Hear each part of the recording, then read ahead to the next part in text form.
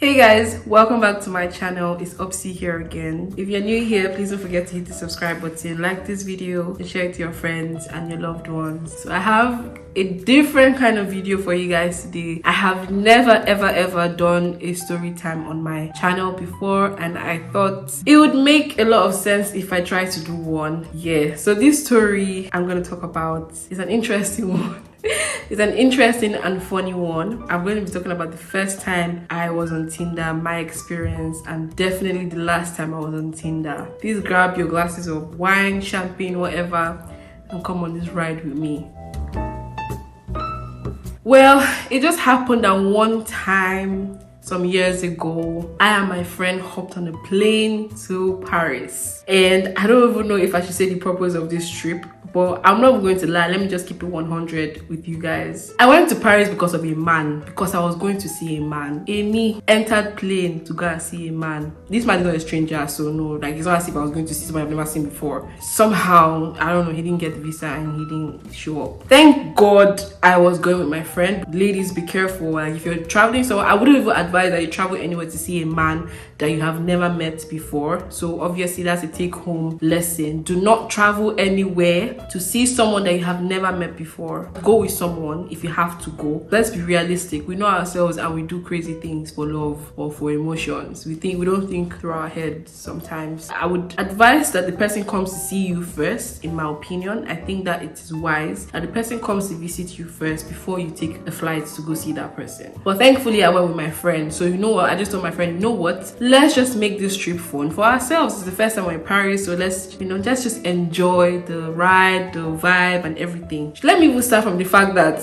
the Airbnb that she booked was outside of Paris. Okay, I wish she was here to defend herself because I still cannot understand how she was able to book an Airbnb outside of Paris. So it happened that the street that we chose, there are two streets that have the same name or something like that. So there's one in Paris and there's one outside of Paris. So we're not really sure, of the area or of the name of the street. So, but it happened that the one that we booked was the one outside of Paris. So guys, you can imagine the journey that we used to take just to come and enjoy city life and then go back. But the Airbnb was nice, don't get me wrong. Like the hosts were very nice. They left truckload of alcohol for us in the fridge.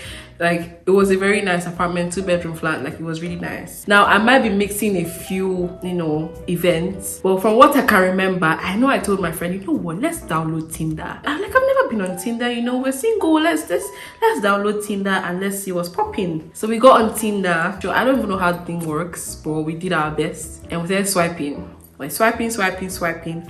I happened to swipe with someone that I thought was cute. Not Nigerian, not black. I don't know where he was from, whether it was French. I don't know if it was French or it was, I don't know. But yeah, white guy. So I thought he was cute. Mind you, were two girls, right? And I told him like, okay, you know what? I have a friend with me, so please can you come with your friend? Or do you have a friend that you can also come with that we can all chill together, or whatever is going to happen can happen, like we're trying to be adventurous.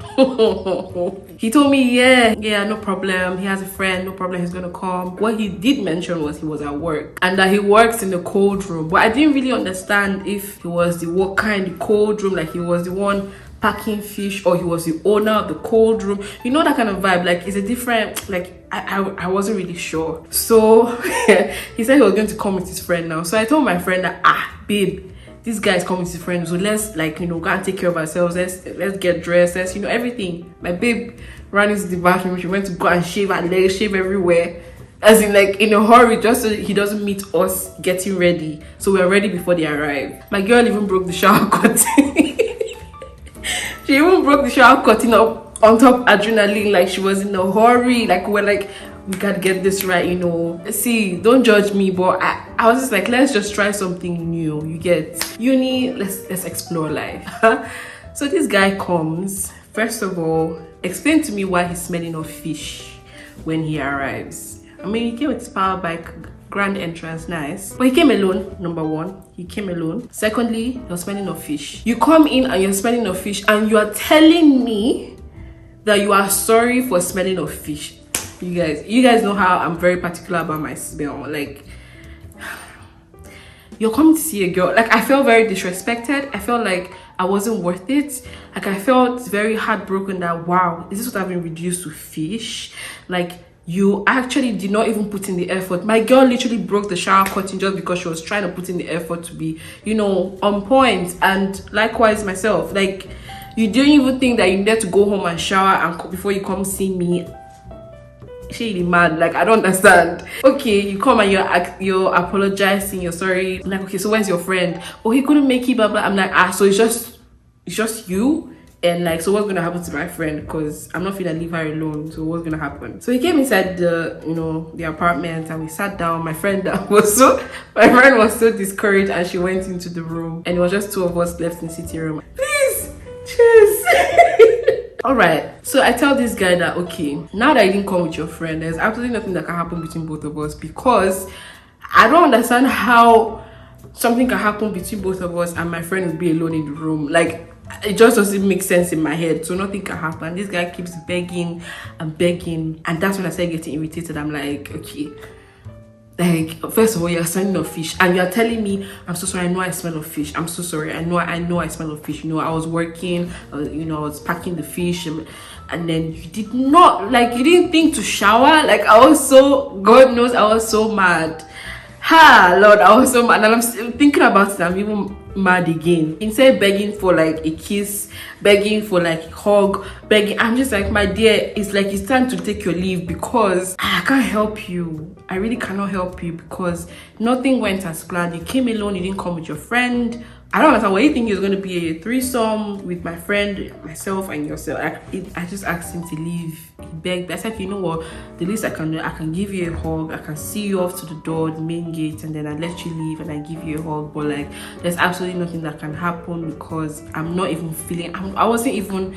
You know when you're not even turned on by the person. I was not even turned on. I was not even attracted to the person. I was like, there was absolutely nothing that was going to be manageable from this particular guy. And then I was like, okay, you know what, X the equation. As he left, I just called my friend and we were just laughing the whole time. And then I literally had to wait, excuse me, I literally had to go to the bathroom to see the damage that she had caused, because I had a lot of noise in the bathroom, but I really wasn't sure what happened until I saw that she broke the shower curtain because she was trying to shave, and only for the guy not to show up. We were so mad, and at that point we were so angry we deleted Tinder app. Like, I used to hear stories of people that meet their soulmates on Tinder, that meets fine guy. You know, with Tinder, I felt like it's easy for you to like, what's the word, you choose your partner, you choose the kind of person that you want, and from the looks, like, you see the looks, even though maybe the person might not be, you know, sometimes people lie, but at least I was able to choose somebody that I should be a tad bit attracted to.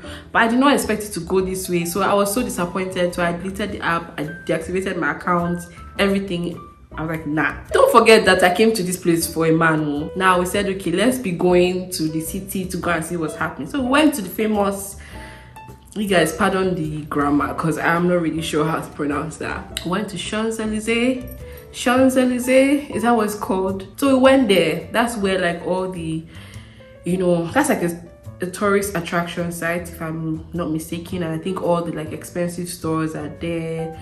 You know, the streets were smelling of fragrance. Like, I was looking at my girl, I'm like, mind you, we're in uni, so I don't know whether third year or fourth year, I don't remember, but we're still in uni. And I'm like, babe, this place is not looking like our class. Like, it's looking like we are the cleaners of the streets, because I'm not going to lie, like, we're not dressed like rags. We looked really nice, but you know, when people have money, there's a different way they walk. Like, when you have money, you walk different.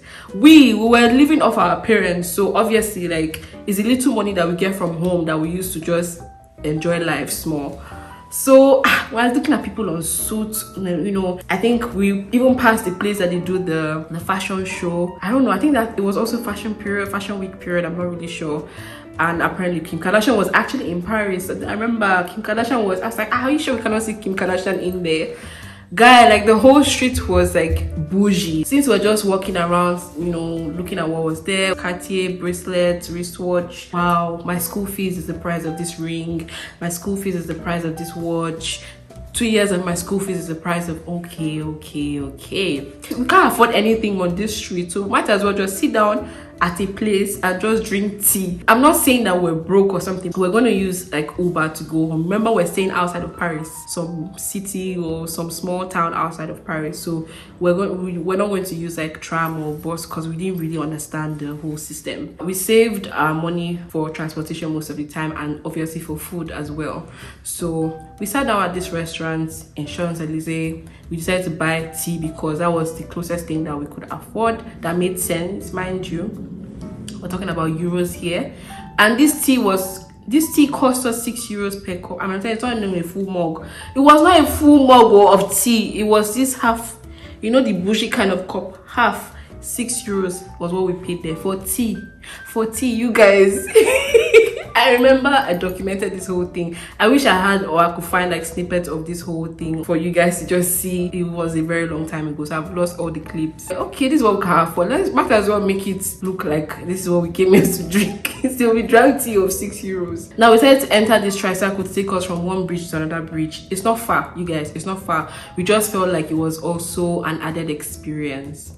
So when I asked the guy like, oh, how much is it? He said €25. So we thought that the €25 was for like the both of us, like to take us there. So when we got there, my guy told us that okay, yeah, €25 per person, so €50. And we're like, we paid €50 to go from, I promise you it was not far, like it's a walking distance. We're just too tired and we said, okay, let's just, you know, hop on this thing and just feel like a tourist. Just different, anything that we could do to just make fun or have fun. We paid €50 for that thing, you guys. I say, wow, the guy duped us. I don't know if it was a lie, if it was a joke, or if he was just taking advantage of us, but €50. We're like, okay, yeah, we're done. To end the whole Paris trip, which I remember, I was, you know what, let's just Google African restaurants around us. And we eventually found an African restaurant, even though we're living the next day, but we found an African restaurant. We just used the meal to just cool our temper because we did have a good time. We had fun, a lot of fun, but it was a very new experience for us, from the Tinder to the prices. Everything was just, obviously we did not plan, remember, we did not plan to go to do touristy things. We went there to see man. In fact, I went to see a man and she was just my escort. So I dragged her into this whole thing. But yeah, that's just a summary of everything that happened. How we got onto Tinder and how we met a guy that was smelling of fish and how we decided to delete Tinder for the rest of our lives. I don't know how you guys meet people on all these dating apps, but kudos to you guys, man. I'm sure you guys have met like a lot of people that made sense and a lot of people that did not make sense, but I don't have the patience for all of that. This is my first time doing something like this. I hope you guys enjoyed the gist. If you have not subscribed to my channel, please do not forget to hit the subscribe button. Like this video, of course. Follow me on Instagram. My handle is Obsy_P, and I'm going to see you in my next one. Bye guys.